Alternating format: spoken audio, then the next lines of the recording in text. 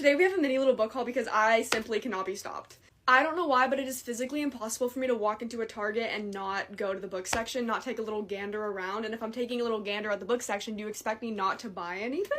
I am not no window shopper. If I see something I like, I am going to buy it. If I have the money to buy it, I'm gonna buy it. And honestly, that's a problem, but retail therapy is a thing. The first book that I got is Taming 7 by Chloe Walsh. I am currently reading Redeeming 6, and I'm only like 100 pages in, but I feel like I'm gonna read that book kind of fast, and I would have been so upset if I finished the book and didn't have this one on hand and ready to read. I have been so excited since I started the series to read about Claire and Gibbsy. They have been so cute. They are like that couple that is like the side couple in every single book, and you just get bits and pieces of them in like every single book, and I eat it up. I love them so much.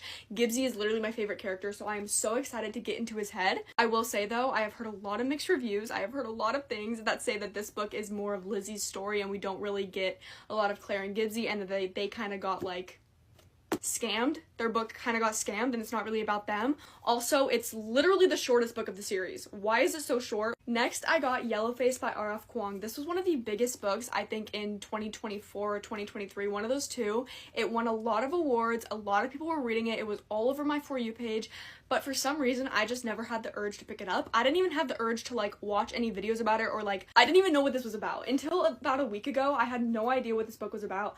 I honestly thought it was gonna be one of those, like, classic, boring books that I just wasn't gonna like, so I just had no intention of ever reading it. But recently, I was watching a video of someone talking about this book, and they were talking about the plot, and how it was funny, and, like, a thriller, and I don't know. They were just talking about it, and it sounded very interesting, so I decided to pick it up. I also, for some reason, was under the assumption that it was a lot bigger than this, but it's low-key not even that long, and I feel like it'll be a very quick and fun read. I've also never read an R.F. Kuang book, and I know she's the author of, like, the Poppy War series and a few other really popular books, and I hear she's a good author, so I'm excited. Next, I got Freida McFadden's new book, The Tenant. I love a good Freida McFadden book. They're so easy to read. It's always entertaining. You always have a good time.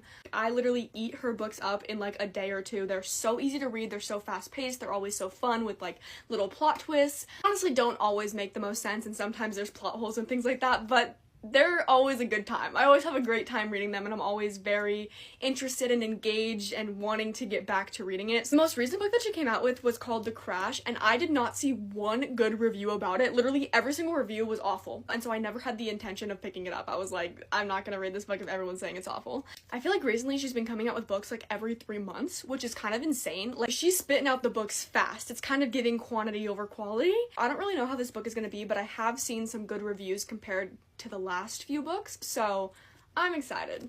Lastly, I got Sarah Adams' new book, Beg, Borrow, or Steal, and it is about damn time. I am the biggest fake fan because I always talk about how much